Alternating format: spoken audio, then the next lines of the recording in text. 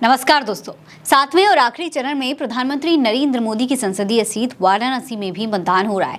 लेकिन इस बीच वाराणसी से कई हैरान करने वाली खबरें आई हैं दोस्तों। सुबह ही प्रधानमंत्री नरेंद्र मोदी खुद ट्वीट करके जनता से वोट डालने की अपील कर रहे थे।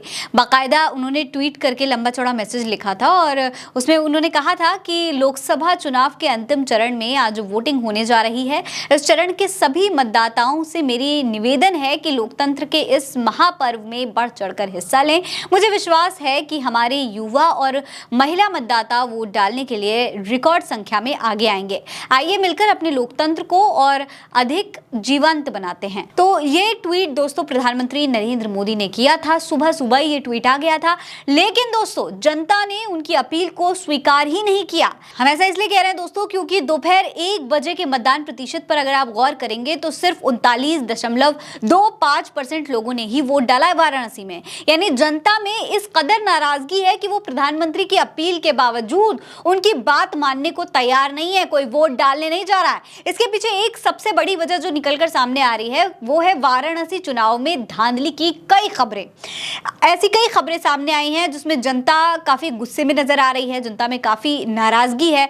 वोटर ये भी आरोप लगा रहे हैं कि कांग्रेस के हाथ के सिंबल पर टेप चिपका दिए गए हैं और पर्ची को छुपाया जा रहा है, जिससे जो है लोग कांग्रेस को वोट न दे पाए और सारे के सारे वोट कमल के निशान पर चले जाएं। तो ये तमाम चालाकियां की जा रही हैं। लेकिन आजकल की जो जनता है दोस्तों वो काफी जागरूक हो चुकी है। इन्हीं लोगों ने पंजे के निशान पर जो टेप चिपका हुआ था उसको हटा भी दिया और फिर इसके लिए शिकायत भी दर्ज कराई। सुनिए ये महिला जो है ये क्या कुछ कह रही हैं, देखिए क्या आरोप लगाया इन्होंने।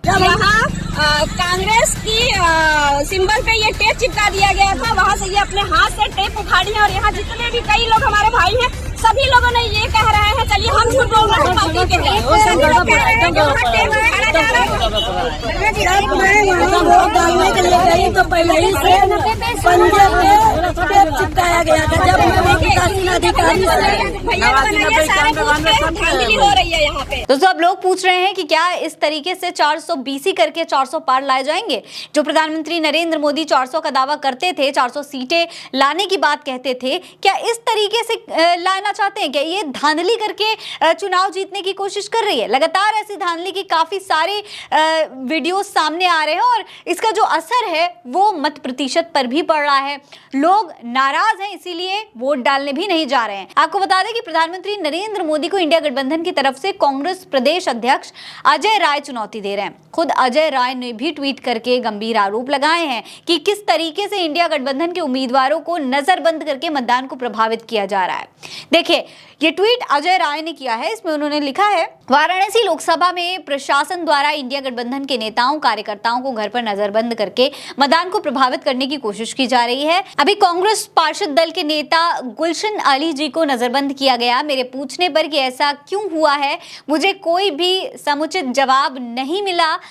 इलेक्शन कमीशन कृपया ये संज्ञान ले कि इंडिया गठबंधन के लोगों को चिन्हित करके ऐसा क्यों किया जा रहा है। अब दोस्तों सोचने वाली बात यह है दोस्तों कि प्रधानमंत्री की उम्मीदवारी वाली जो सीट है वाराणसी की सीट, वहां पर भी भारतीय जनता पार्टी बिना धांधली के जीत नहीं पा रही है। जिसे भारतीय जनता पार्टी का गढ़ कहा जाता है भाजपा, वहां पर भी ऐसी धांधली कर रही है। अगर यहाँ भी ऐसे ही हालात हैं सोचिए दोस्तों, तो फिर देश के बाकी जगहों पर हालात कितने गंभीर होंगे आप सोच ही सकते हैं।